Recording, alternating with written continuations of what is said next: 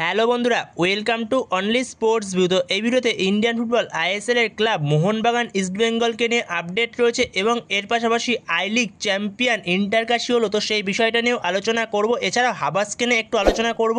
তো ভিডিওটি সবাই শেষ পর্যন্ত দেখতে থাকো, আর চ্যানেলে নতুন হয়ে থাকলে চ্যানেলটি সাবস্ক্রাইব করে পাশে থাকা বেল আইকনটিকে অন করে পাশে থেকো। এবং এর পাশাপাশি অনলি স্পোর্টস ভিউ হোয়াটসঅ্যাপ চ্যানেলটাকেও সবাই ফলো করে রেখো, তো সেখানে ছোটোখাটো আপডেটগুলো সবার আগে পাওয়ার জন্য এবং খেলা দেখার লিঙ্কও ওখানে পেয়ে যাবে। তো তার জন্য অনলি স্পোর্টস ভিউ হোয়াটসঅ্যাপ চ্যানেলটাকে সবাই ফলো করে রেখো। তো সেই চ্যানেলের লিঙ্কটা ডেসক্রিপশনে দিয়ে রাখলাম, তো সেখান থেকে সবাই ফলো করে নিও।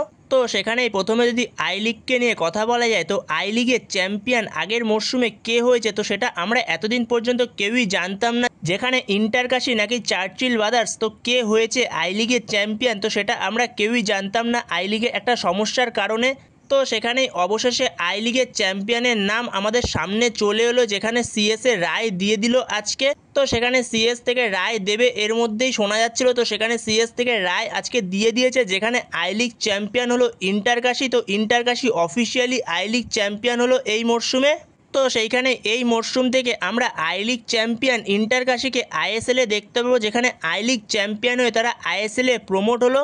তো সেখানে অ্যান্টোনিও লোপেস হাবাস, সে ইন্ডিয়ান ফুটবলের একজন সফলতম কোচ, তো দারুণ একজন কোচ, যেখানে আইএসএল এর পাশাপাশি আই লিগকেও সে চ্যাম্পিয়ন করলো। তো সেখানে অ্যান্টোনিও লোপেস হাবাস, যে আইএসএলে দুবার আইএসএল কাপ জিতেছে এবং একবার আইএসএল লিগ শিল্ড জিতেছে।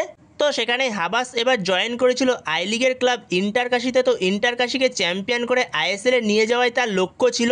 তো সেখানে Antonio Lopez Habas say I লিগে গিয়ে আই লিগও চ্যাম্পিয়ন হলো। তো সেখানে আমরা এই মরশুম থেকে আই লিগ চ্যাম্পিয়ন ইন্টারকাশিকে আইএসএলে দেখতে পারবো। তো সেখানে অ্যান্টোনিও লোপেস হাবাসকেও আবারও আইএসএলে ব্যাক করতে দেখতে পারবো।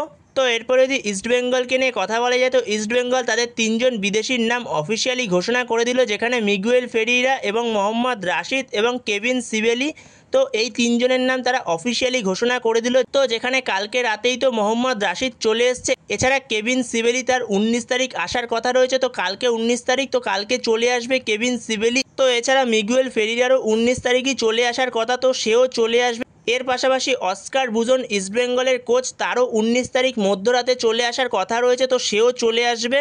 তো এরপরে যদি মোহনবাগানকে নিয়ে কথা বলা যায়, তো মোহনবাগান তাদের ডুরান্ড কাপে কি তাদের সিনিয়র প্লেয়ারদের খেলাবে। তো সেখানে মোহনবাগান যদি ডুরান্ড কাপের কোয়ার্টার ফাইনালে কোয়ালিফাই করে, তাহলে মোহনবাগান তাদের সিনিয়র প্লেয়ারদের খেলাবে। তো যেখানে মোহনবাগানের ভারতীয় সিনিয়র প্লেয়াররা মোহনবাগানের অনুশীলনে যোগ দিয়ে দেবে জুলাই মাসের শেষ সপ্তাহে। এছাড়াও মোহনবাগানের প্রত্যেকটি বিদেশি প্লেয়ার তারাও আগস্টের প্রথম সপ্তাহের মধ্যে যোগ দিয়ে দেবে।